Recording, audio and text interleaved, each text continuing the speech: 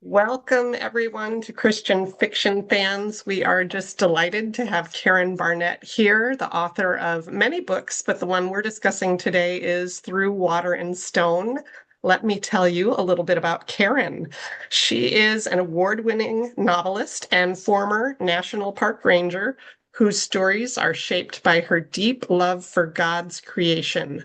She is the author of 10 novels, including Through Water and Stone and Where Trees Touch the Sky, which reflect her passion for history, faith, and the national park landscapes that inspire her work. When not writing, Karen enjoys photography, hiking, public speaking, and collecting more craft supplies than she'll ever find time to use.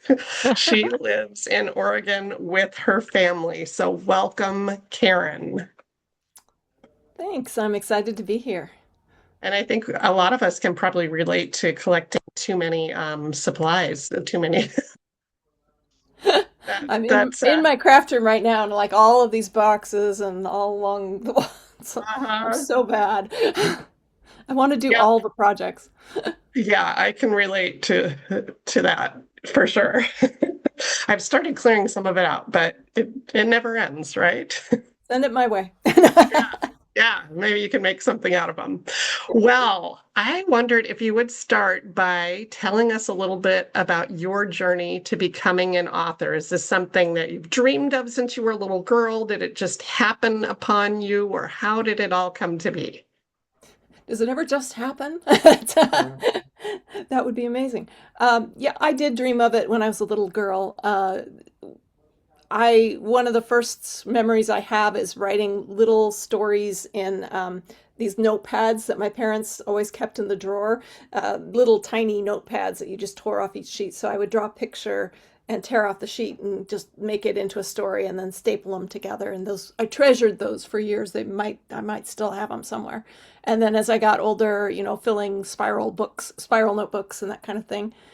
Um, in fact, I remember checking out a book in the library, the public library, about how to write a novel, and then Oh, sitting down with our old typewriter and trying to type out and I actually did get a few chapters. I don't remember, I was probably like fourth or fifth grade at the time, so I thought, I'll be able to write a novel, no problem. yeah, yeah. I mean, you read the book on it, so I read the obviously. book, so yeah, that's all there is to it. Is you just follow. I'll read a chapter, then I'll write a chapter. Yeah. Yeah. Hopefully that will never see the light of day.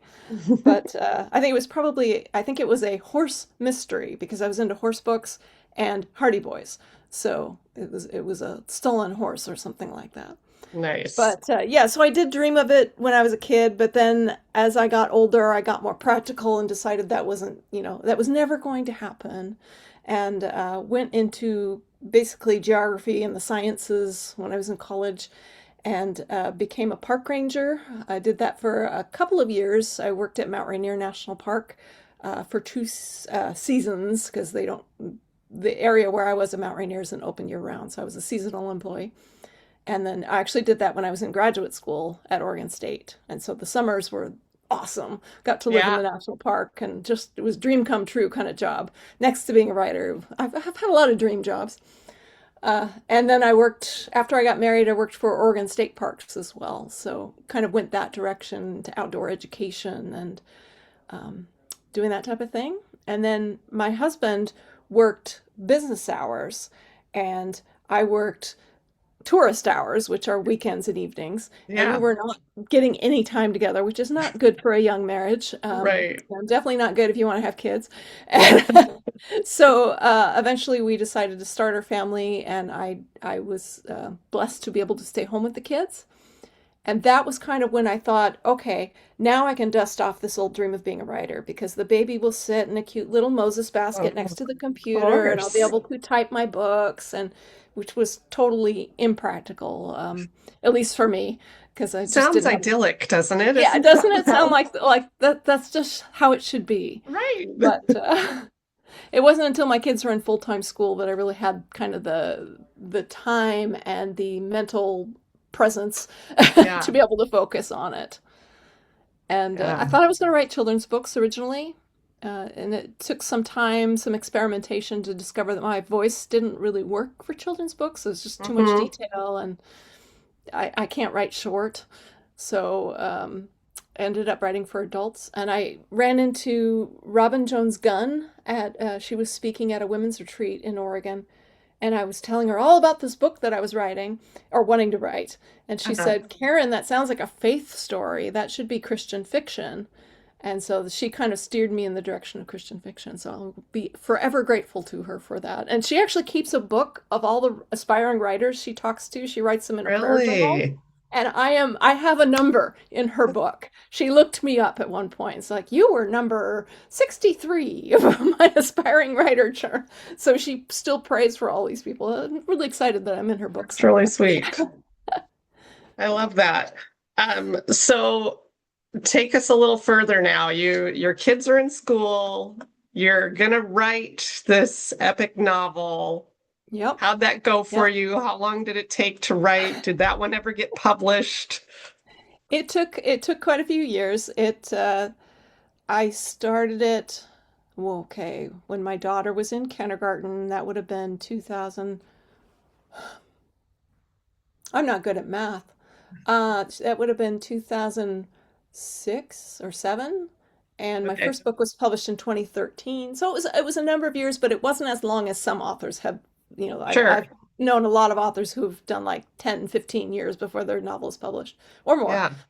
And but I started going to writers' conferences after that discussion with Robin, Hmm. and she pointed me to the Mount Hermon Christian Writers Conference. And I took that first novel that I was working on there, and it was written for middle grades at the time because I still thought it was thinking children. And then took it home that year after a bunch of commentary, decided it was more YA, so I rewrote the entire book for young adults. And then I took it back to the conference, got a few nibbles from publishers, and then rewrote it for adults. So I wrote that book at least 3 times, probably more, because it was started in present tense, changed it to past tense, added to, yeah, I mean, it was my learn to write book. So Yeah. that probably took 3 to 4 years to write that book over and Hmm. over and over. Yeah. They say don't publish your first book because that's the problem you run into, is that it's your learn to write book. It was Yeah. eventually published, but it was my second novel. My first novel I wrote, I knew what I was. The first published novel was my second written novel, if that Okay. makes sense. Yeah. Because then I knew what I was doing somewhat.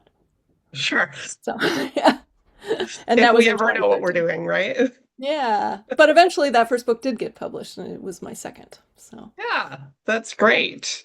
And so you made this transition thinking you were going to write children's books, then it's mhm. YA, then it's adult. Yeah. And what specific genre in adult fiction was those first couple books you wrote? They've all been historical fiction or historical romance. Okay.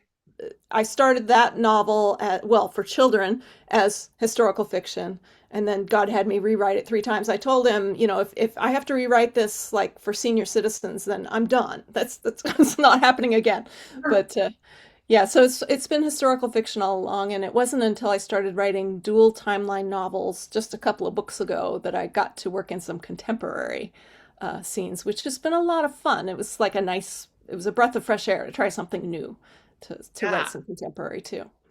Yeah. But So your bio says you've written 10 books now. mhm. Is that still accurate? Yes. You haven't slipped any more in No, since, not yet. since I pulled Working that on bio. some, but Yeah. And are all of them set in national parks? no. The first 4 are not. It Okay. wasn't until I was on that fourth book, and my agent asked, "What do you think you're going to write next?" And I said, "I think I'd love to kind of re-experience my national park days. Do you think I could Uh-huh. set a book in the national parks?" And previous to that, in that time period, I mean, in that era when I was writing, not the era I was. How do I say this? So in 2013, when my book came out, Christian fiction was still a lot of prairie romance and Yeah. Amish. And so Uh-huh. the idea of writing in the national parks just didn't seem doable at that time. Yeah. And it was a couple years later, Downton Abbey had come out. People were Mm. interested well, actually, it came out just before my first book. And so people were getting more interested in the 20s and some other time periods. And that's when things started to branch out and we could write some different things. Yeah. Yeah. So it was my Yes. fifth book that I started with national parks, and they've been national parks ever since. Ever That was definitely since. finding my niche there, or my Yeah. niche, Yeah. You as my children really say. created a unique niche for yourself. I don't know. I have seen Suzanne Woods Fisher. Is that her Yep. name? She's maybe Hmm. got a couple, but I feel like I don't know anyone else that has claimed this niche like you have. There have been a few who have written uh, some books set in national parks, but no one's that's kind of doing it exclusively. Yeah. So yeah, Yeah. Kim Woodhouse has some, Okay. Kimberly Woodhouse and Tracy Peterson. They wrote some in Alaska together that have some national Hmm. park connections, I think. And there's an author named her first name is Regina, and I can't think of her last name, but she's written a national park series too. And then I Okay. think there's been some in the suspense world. Yeah. Um, yeah, Yeah, but yours are very much focused on kind of the beauty of the national parks and nature and God's creations. So, and in your bio, it says you have a real love for that, obviously, from your past as yeah, an national park. I don't, were you a ranger? What was your yep. official? A ranger. Yeah. Do you have your ranger hat nearby? I've seen her I with her ranger hat. It's downstairs. I don't have it up All here, right, but I we won't it's break on that the out this wall time. in my other office. I'm in my craft room, but it's in the on the wall Yes. in my office. Yeah, Yeah. but I got to meet Karen. She came to Minnesota last summer for a reader retreat event, and she brought her a cap there. And so it's really fun to see her in her ranger hat. I had to wear that on the plane in order to get it there. I remember that was a bit of a conundrum. How do Yeah. you get the giant hat on the Yeah. plane? It I didn't want it doesn't damaged. fit in checked baggage or anything like that. Yeah, so now as you look at writing a book like this one that we just read, what comes first for you? Are you thinking like this is going to be set in Zion's National Park, so that's the direction you go? Is that how it starts, or do you start with characters or a story idea? I very much start with the setting first. Hmm. Most authors are either, you can ask most authors and they'll say they're either character driven or they're plot driven. I am very much setting driven. Even Hmm. in those first four books, Yeah. before I got into the national parks, I really would start with a place. Uh-huh. I was a geography major in college, so I kind of wonder if that's where I come to that places, the sense of place is very important to me. Yeah. And that comes through, I think, in the stories. And so with the Zion novel, and actually all of my national park novels, I want it to be, um, I want the spirit of each specific park to really flow through the story. So I don't want to just create a story and a plot and drop it into a beautiful place. Yeah. I want the park to inspire the story. And it's not always about that park's specific history, but it's just something that really couldn't take place anywhere else. Yeah. So take us back to the moment that you decided I'm writing a book in Zion's National Park. And then do you plan your trip there or what happens next? Well, I actually started this book while it wasn't during lockdown, but it was still kind of that lingering era after Yeah, yeah. post lockdown. So travel was still not really smooth. So I actually did start writing this one a bit before I got to visit Zion, which was not how I usually like to do. I like to visit first and then create the story out of the visit. Um, so I kind of had the idea about the missing baby and the DNA storyline, and some of that sort of hashed out before I got to the park. And then I let the park sort of flow in and fill in the gaps of how the characters related to each other and Yeah. what they learned through the story. Um, did that answer your question? What was the question? What do I start with? Oh, what inspired this book? Yes. Yeah. Yeah. Yeah. Oh, and So I found that a lot of my stories, I've learned this over 10 books. I couldn't have told you this in the beginning, but apparently I'm very drawn to stories about family and found family, like not necessarily traditional family, but the family we create around us. Yeah. So whether that be your specific family, your nuclear family, or whether it be long lost relatives or the people you just surround yourself with, that tends to come through in a lot of my stories. So going into like a DNA story felt like the next logical step for me. It was something I was kind of interested in. Yeah. And so what captivated your interest about that? Had you seen stories about people who ran a DNA test and something, and then you went, oh, there's my story And idea? Or, had surprises? Yeah. Yes. Yes. So my dad was a hobby genealogist. We've all got one in the family, right? Or maybe it's you're the one in me. the family. Yeah. It's an all-consuming passion once people start. And so I kind of had watched him put together all of this stuff about our family, and then he had done some DNA testing. I don't have the results of his tests. I need to someday get his computer for my brother and dig back through and see if I can get those results to see how different they like my Yeah. anyway. Long story. Um, but so I was interested in it anyway, and then I had watched just a lot of stories online about little DNA surprises. We had one in our extended family where there was a surprise connection that no one knew about. Well, some people knew about it, but the rest of us didn't. So Yeah. there was something like that in our extended family that was a surprise, and it was interesting to learn. And then I in the researching this story, I stumbled over just three spectacular stories of either a baby that was abducted. There was one in Chicago. I don't know if anyone's geeky enough to want to look these up. Let me get the names in case anyone is. Um, okay, there's a baby in Chicago in 1964 that was abducted from a hospital, and that was kind of the inspiration of that storyline in the book. His name was Paul Joseph Franzak. Uh, but if you just look up baby abducted Chicago hospital, you'll probably come across the story. And he was abducted as an infant, and then almost 2 years later, someone found a toddler that was discovered in a shopping mall in New Jersey, and they decided from the shape of his ear that he must be this missing baby from Chicago. If you imagine Wow. almost 2 years later, Wow. why you would jump to those conclusions. And he ended up being raised as this couple's child. And it was DNA later that proved to him that he was not actually their child. So it was kind of one of those DNA stories. Another was a baby discovered in a hat box, which is where I got that little storyline from. Yeah.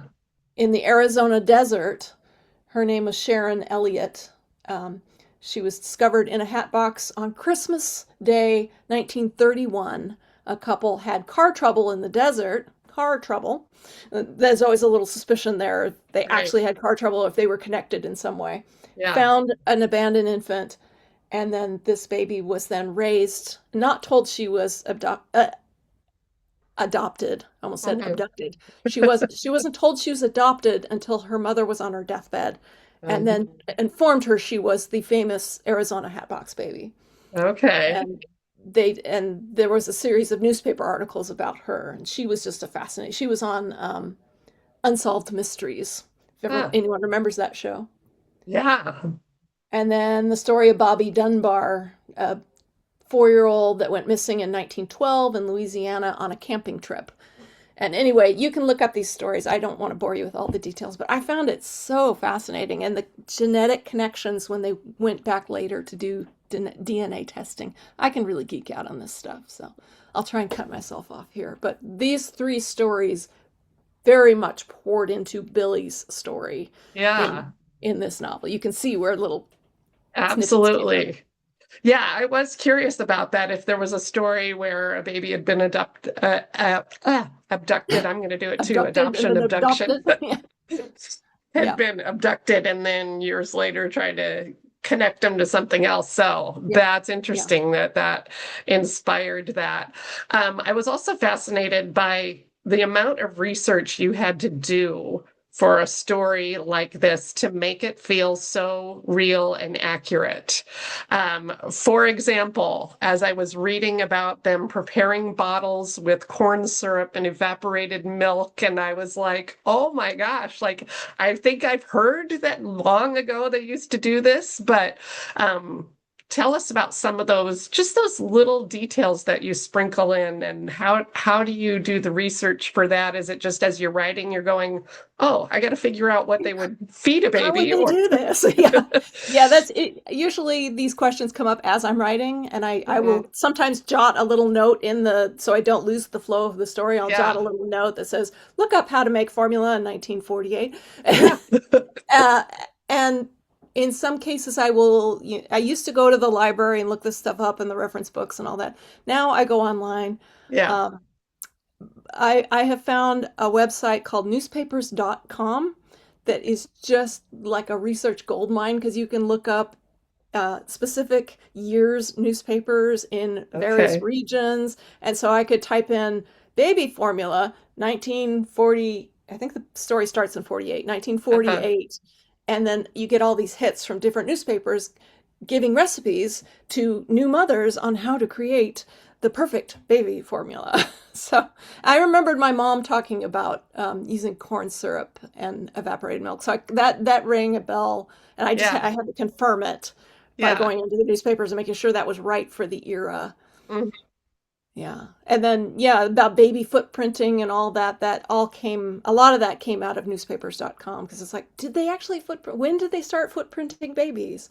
And it actually goes all the way back to the 20s, which Really? surprised me. I mean, it wasn't commonplace until Yeah, like the 60s and 70s, but there were hospitals doing it in the 40s, including ones fascinating. in Salt Lake City. Found There that you in the go. newspaper.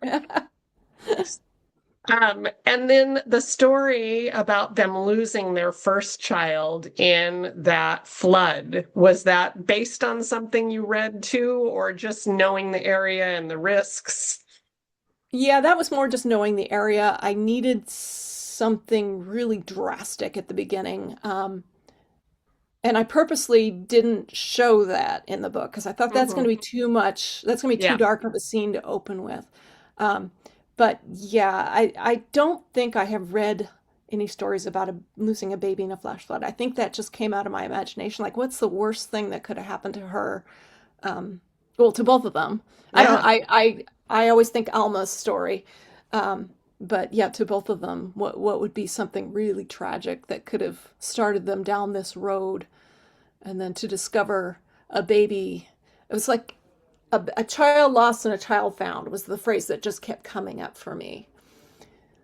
So yeah, not a true story there. Yeah. So do you want to tell us a little bit about your research trip to Zion's? And I think you have some photos to Oh, share from your trip. Did you bring those today? did I say I was going to do that? I forgot to bring them Oh. to pop them up. Let me see if I can find them quickly. Yeah, I we had a great time. This is the first research trip that my husband went with me on. Usually, Okay.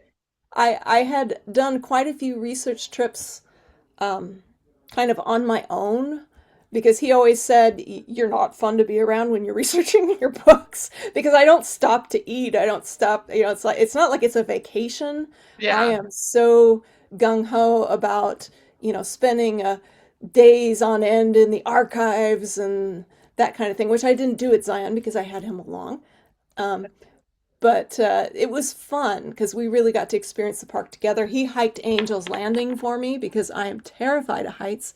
There is no way I would have survived that trail. Okay, I'm still looking. I'm sorry, I forgot I mentioned that. Let's see. Too hard to Zion. get to, no worries. Yeah, I wish I'd brought it up. I've got the redwoods here. You want to see the redwoods instead? Hmm. Yeah, no, I can't. I can't bring it up on the fly. Yeah. Sorry about that. Yeah, no worries. Well, just tell us a little bit You about can all uh, Google Zion. Yeah. Yeah, or follow you on social media, and you've shared There a you go. lot of those pictures Yeah. on there as well. So I tell can us, reshare my album on my Facebook page and then you can see it. okay. Um, yeah, we had just an incredible time. We did a lot of hiking, which is something I can't do when I'm visiting a national park by myself. As a former ranger, I know the horrible things that can happen when you hike by yourself. I still do it on occasion, but Hmm. it was nice to have him along so that we could do it together. So we hiked many of the trails that Talia and Blake go on together. We did if I can remember all their names, the Watchman Trail. We did the Narrows. That was the most incredible experience, was hiking the Narrows. I am so glad that we did that. I was a little nervous about it because hiking through the water with waders and sticks, it's like that sounds like a recipe for disaster for two, 50 somethings. But it was a lot of fun. Really beautiful location. And then he did Angel's Landing without me, took lots of pictures and told me like every step of the way what it was like.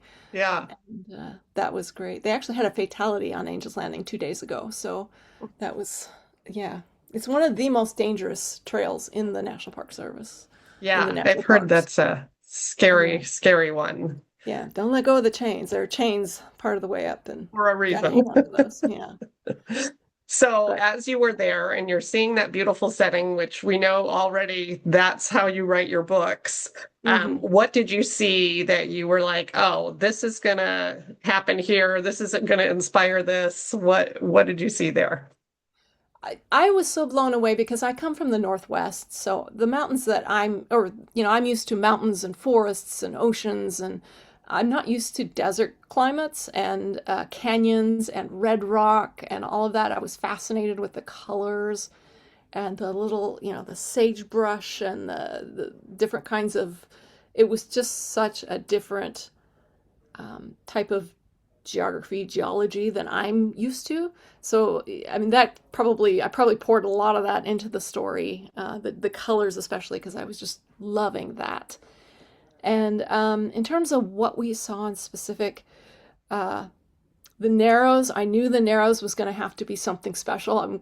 Yeah, in case anyone hasn't read it, I don't want to spoil that scene for you, but I wanted the Narrows to be really a perfect place for a certain scene. And I'm trying to think of what else. The sediments and the rocks, being able to see the different layers and how it made me think a lot about how our lives are sort of stacked with different stages in our lives and different things that happen and different people that come in and out of our lives, and everyone shapes us and molds us, and how Yeah. God shapes us like the water shapes the canyon. I was like, as soon as I started seeing these things, I'm like, okay, I know where this story's going. I know the spiritual thread of this story is going to have to be about God shaping these people. And Yeah. yeah, so. I love that. So we were talking a little bit about research from the way past, but as I was reading some of the modern day stuff, I felt like you had to have done a lot of research for that too, as we were Mhm. dipping into the athleisure wear, active wear companies, and are they safe? Do they have things? Was there something that inspired that whole storyline? I've kind of gone down a rabbit hole in the last couple of years of chemicals in our everyday lives and things that we're faced with. And I try not to go off the deep end. I haven't cut all athleisure out of my life. I haven't cut off all polyester out of my life, though I Yeah, do think about it a lot more than I used to. When I put polyester on, I'm like, am I poisoning myself with this? But yeah. I I've run into several autoimmune disorders, and Hmm. when you start doing research on those, there are some doctors that think there could be connections with your environment, with your diet, with the American overly processed foods, and Yeah. it's really got me thinking a lot about the things that we put into our bodies.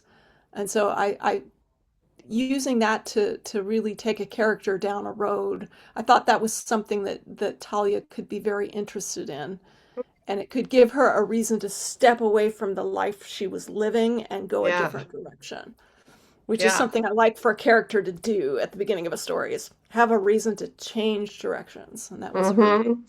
That was her motivation, especially after her mother had died of cancer. It's like, could that have been caused by polyester? We don't Right. know.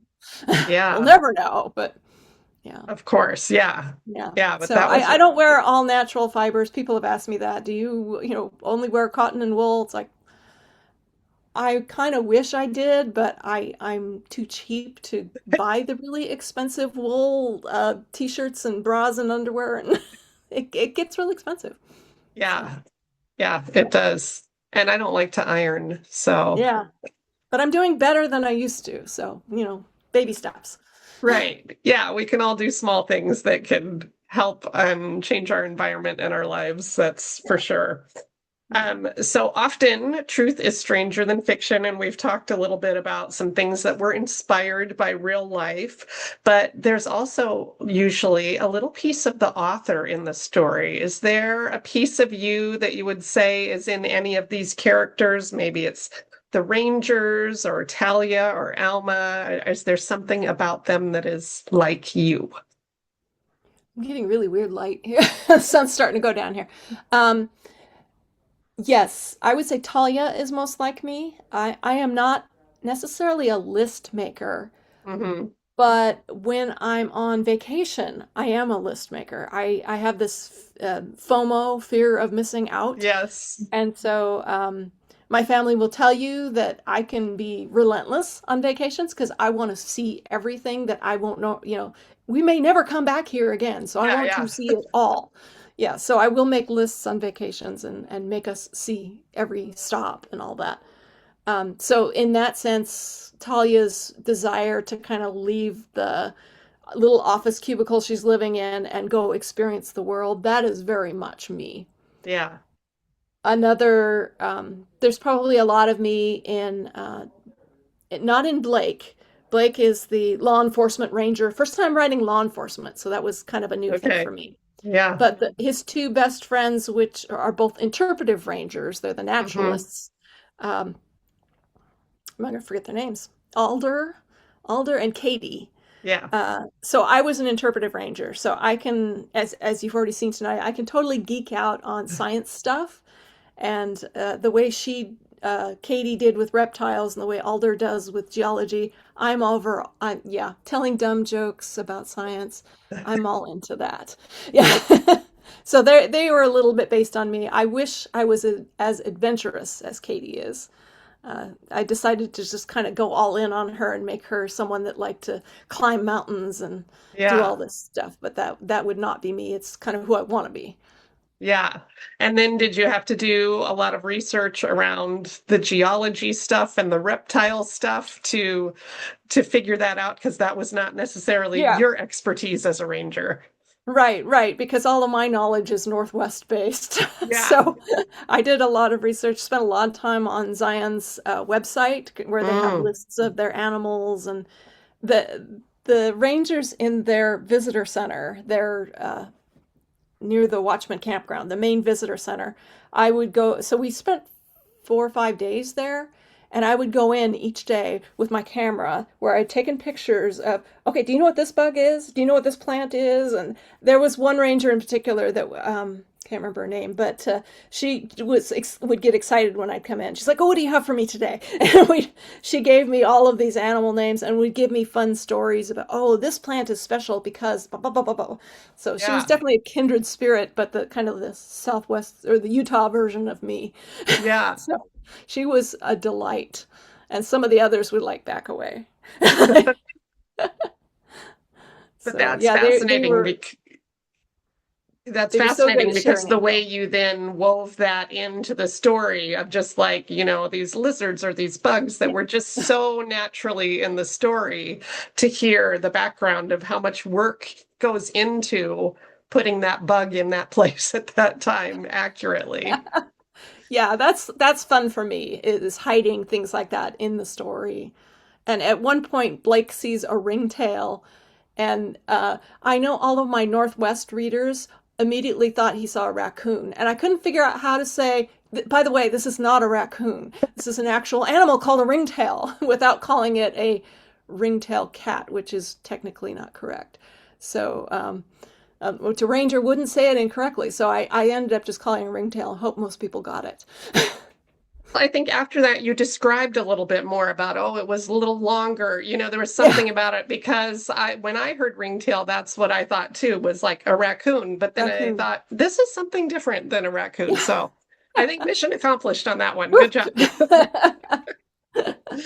Oh, I love it.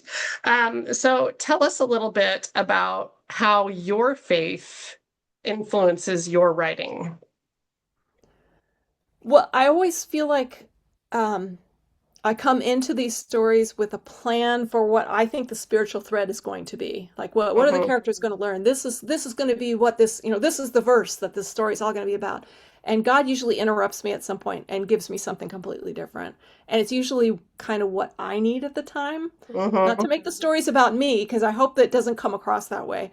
But with this one, I had been really struggling with some things over the past couple of years, some health issues, as I mentioned, and making me doubt myself, especially as a writer, because it was slowing my writing down a lot and making it very difficult. So I was starting to question whether I was going to be able to continue writing. And but here I am on deadline, so it's like I've got to finish this book. God, I've got to finish this book. And he just kept saying, "Be still, be still, be still. I am God. I got this." And so that was the whenever I have a spiritual thread in the story, usually it's whatever he's kind of whispering to me at the time. And so the characters apparently needed to be still, and that was Yeah. what I needed as well. So thankfully that worked with their story. Well, But interestingly, Gabrielle Meyer said a similar thing when she was on our book club, is that each book, the spiritual thread is usually something she is working through in her own yeah, life. And so I think it's a common thing yeah, that must because be. Yeah. writers tend to work through their things through writing, so of course it would come out in their writing to, yeah. And if I try and ignore that and try and force my own idea of what the spiritual thread should be, it comes out feeling very fake and Hmm. contrived. So I've learned to not do that and like, okay, God wants to take this a different direction, we'll go that direction because he always knows best. Yeah. Yeah. So Yeah. you do have to be very humble and pliable to listen to that voice and Yeah. follow it instead of following what you think it should be. So I love that. I think, we need to do that, all of us in our lives, and, whether it's writing or anything, raising Mhm. children or getting along with neighbors, anything in our life, if we can listen to the Lord, it just does make it so much better. Yeah. And he constantly reminds me of that. So appears to be a common theme for me is that, I try and take control. I am Talia. I'm going to Yeah. try and do my list and do all the things. And Yep. God's like, "No, I got this. I got Yeah. this. Just be still, wait for me. Don't run ahead." Yeah. I think it's a very human thing to think we've got to I think figure it so. out. Like, here we Yeah. are, we've got a problem, figure it out. And we do have to remind ourselves, just pause. There's someone smarter than us, and Hmm. he can help out. He's probably got some better ideas than we do. Yeah. Yeah, love that. So, talk to us a little bit about your writing process. Like, are you get up early and write? Do you write late at night, middle of the day? I mean, you're a full-time writer, so that helps. Yeah, yeah, except I I'm really good at wasting time too. So, I'm a horrible procrastinator. Um, my writing process is usually midday, or it used to be always midday. I'm doing more mornings now because I'm part of a writing sprint group, and we meet in the morning. So I'm doing more mornings now. But typically, I would do like my social media stuff and my marketing stuff, get that out of the way in the morning, and I would write midday.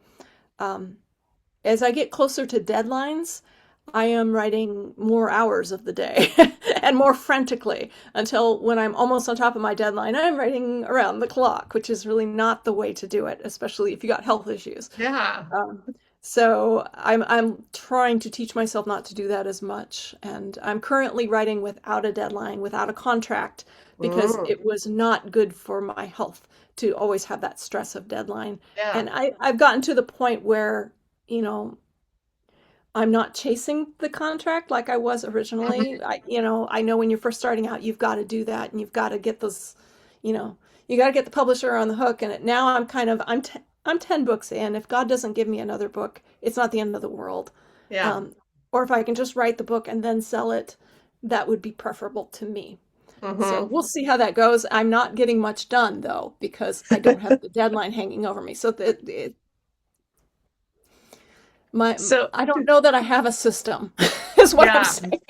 yeah, that's fair. So tell us a little bit about what you are working on right now. Can you tell us what national park this is set in?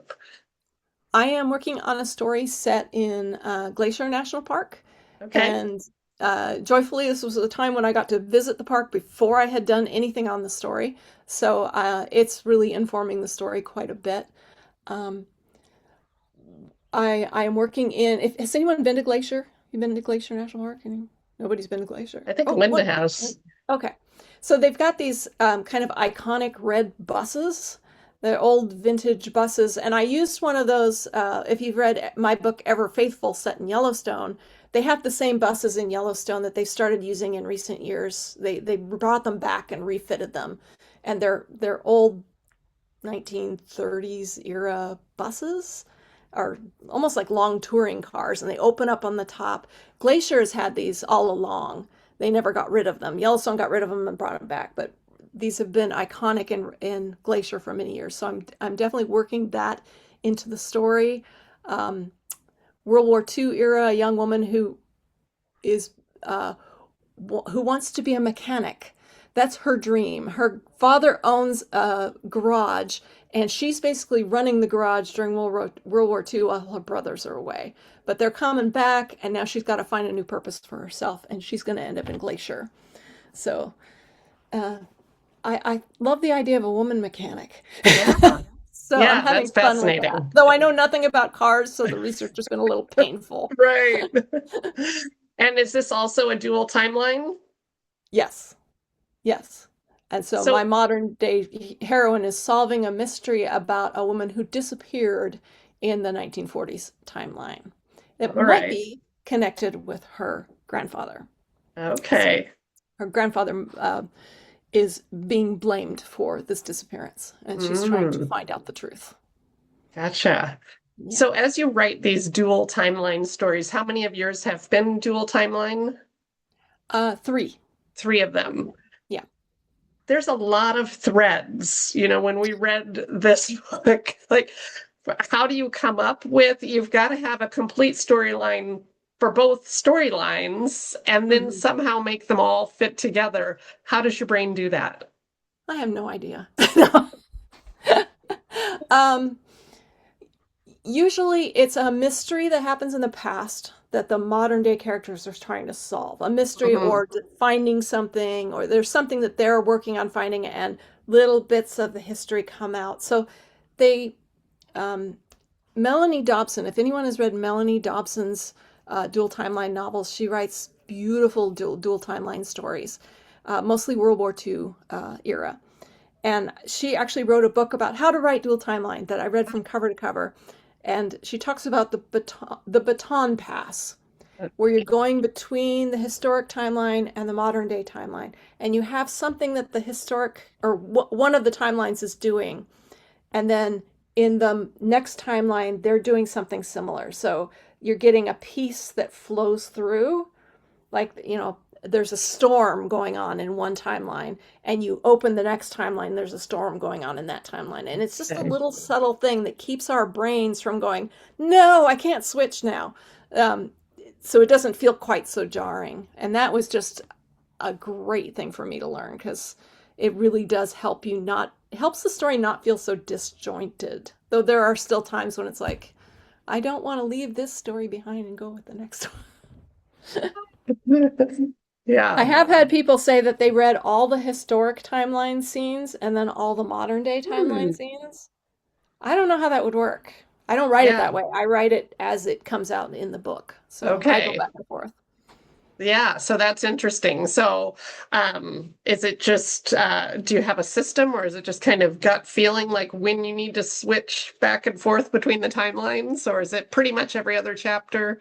It's mostly chaos. No, it's I do try and switch every chapter. So I usually do two to three to four scenes in one timeline, and then I switch a chapter, and it's you're in the other Hmm. timeline.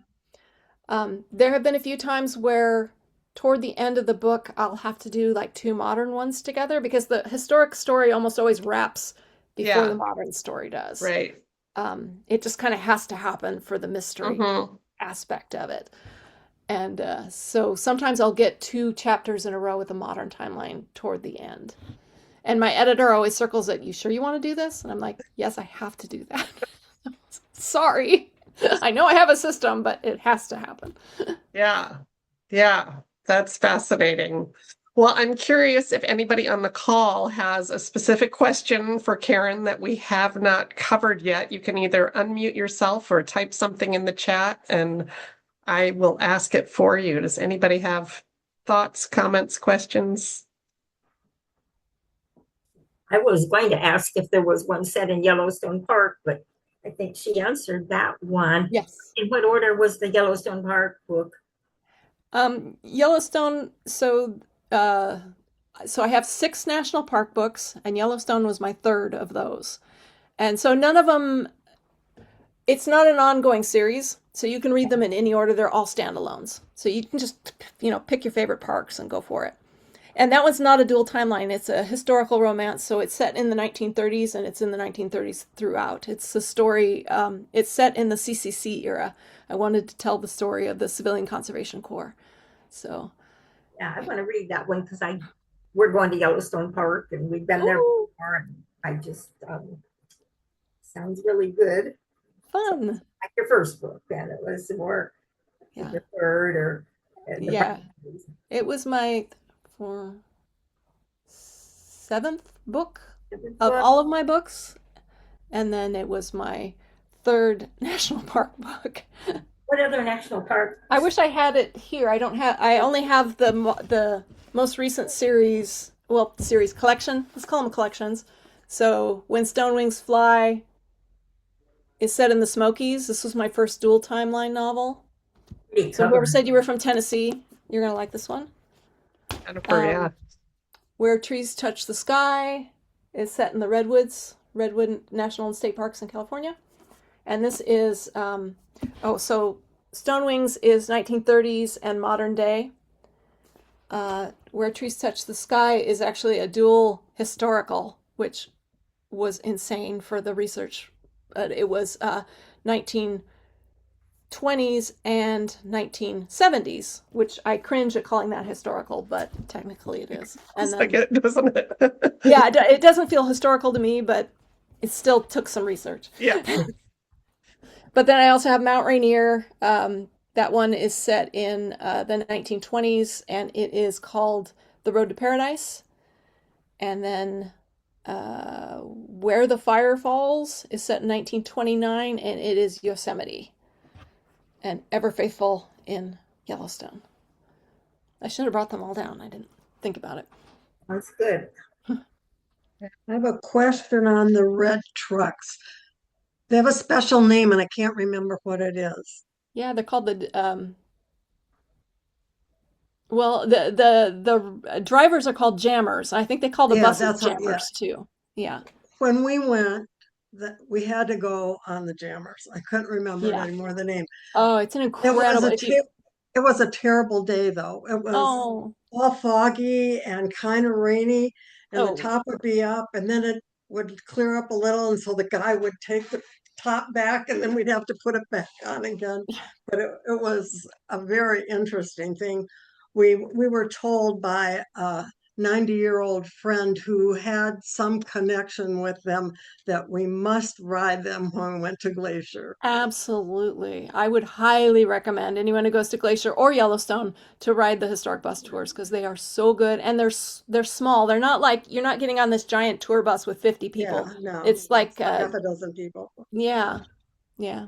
I think it's probably maybe there's four to a seat and there's like 4 seats, so maybe about 16 tops. Yeah, yeah, we didn't have 12 that to many. 16, something like that. And your private driver who will explain everything you see and tell you Yeah. funny stories, and so good. Yeah. All Yeah, rangers and the and tops roll parks are so back. good. Yeah, if you get a nice day, it's better. Yeah. Oh, we But you only can't have one control day to that. do it, so Yeah. Yep, good it's gonna luck be. on the book. Thank you. I'm enjoying it, but it's going so slow without the pressure of a deadline, which I like Yeah, writing without the pressure of a deadline, but I'm also not getting much done. yeah. Yeah. So that may be 5 years off. I don't know. We'll be looking for it. Yeah, we will. Thank you. When I heard this month was historical fiction, I've got to do that one.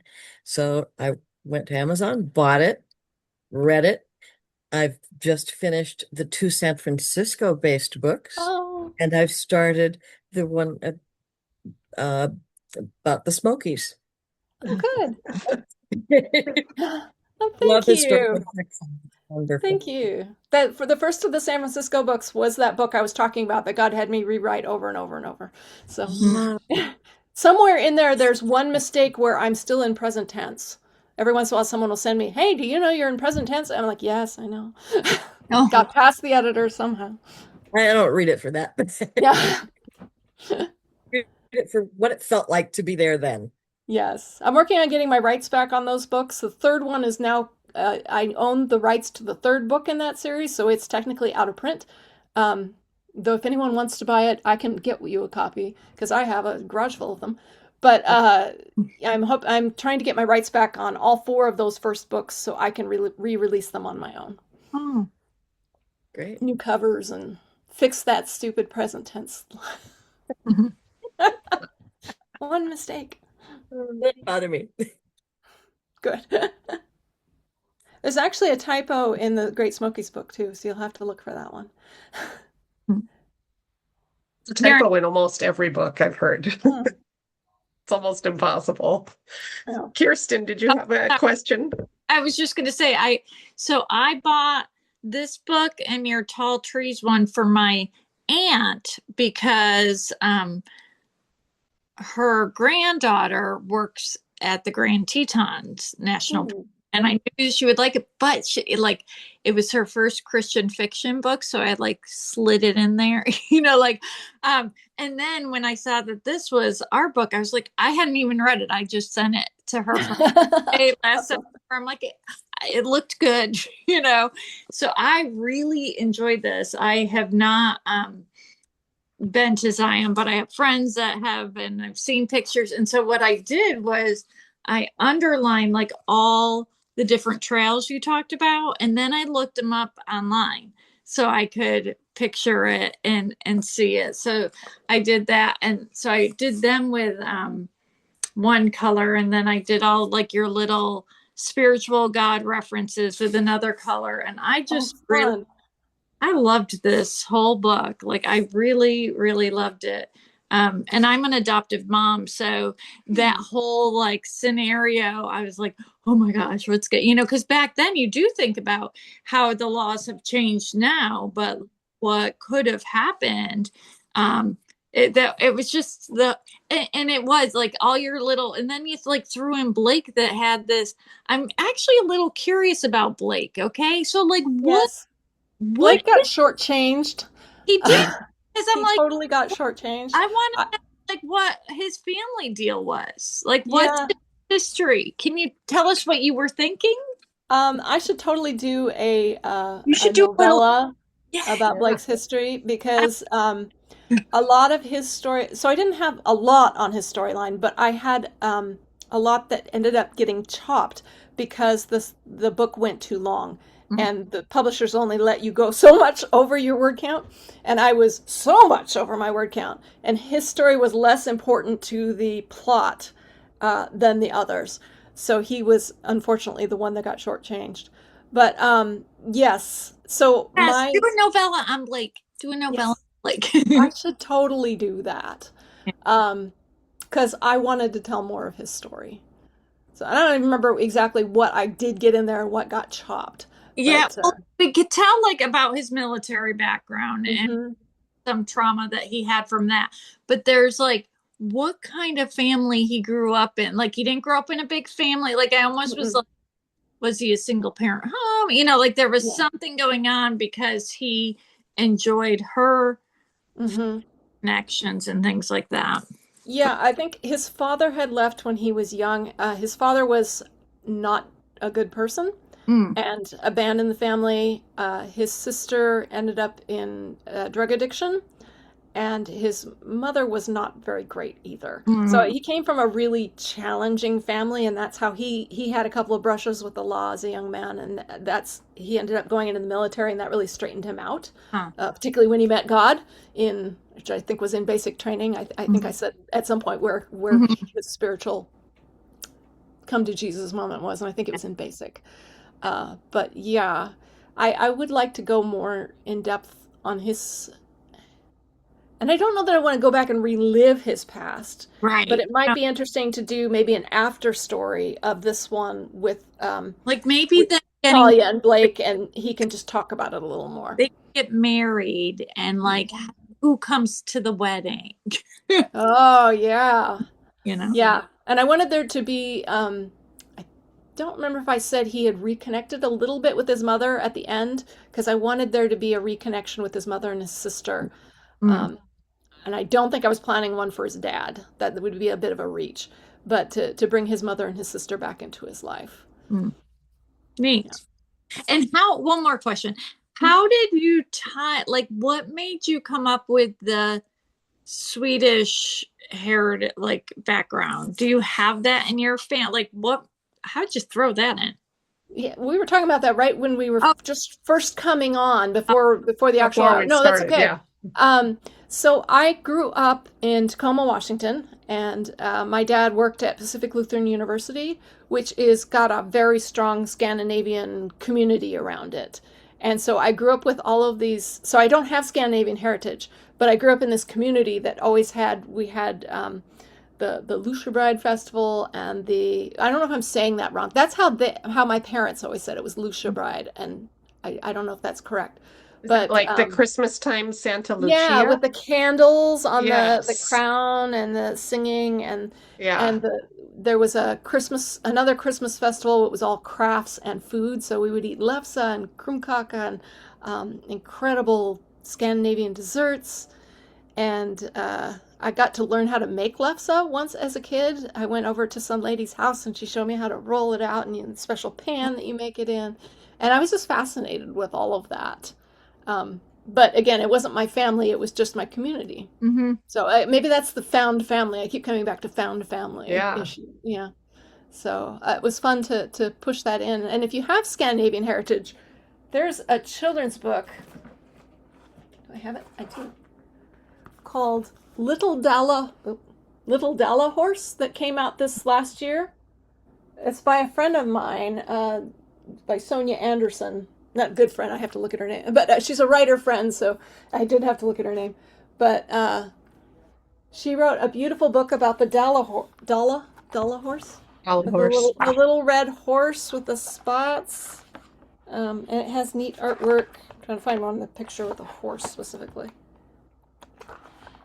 Oh, and there's the Lucia Bride Festival.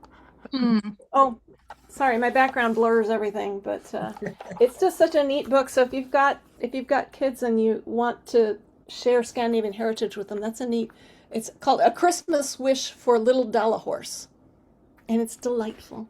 Uh-huh. Yeah, she and I have had weird connections because she wrote a book about Mount Rainier, about the lodges at Mount Rainier that came out almost the same time as my novel about Mount Rainier. That's how we got connected. Was we had both written about Mount Rainier in the same year, which was a really weird coincidence. And then I wrote this book with the Scandinavian heritage, and she wrote Little Dollar Horse that I think came out the same year also. How So funny. yeah. Well, Jennifer, I think, has a question. Yeah, thank you. No, I was just going to let her know that, I'm involved in hiking and a naturalist program here in Tennessee. And so I just happened to be scanning Instagram and I saw her little reel pop up. And of course, I wear bifocals. So anytime there's large print that's offered, I'm like all Oh, in.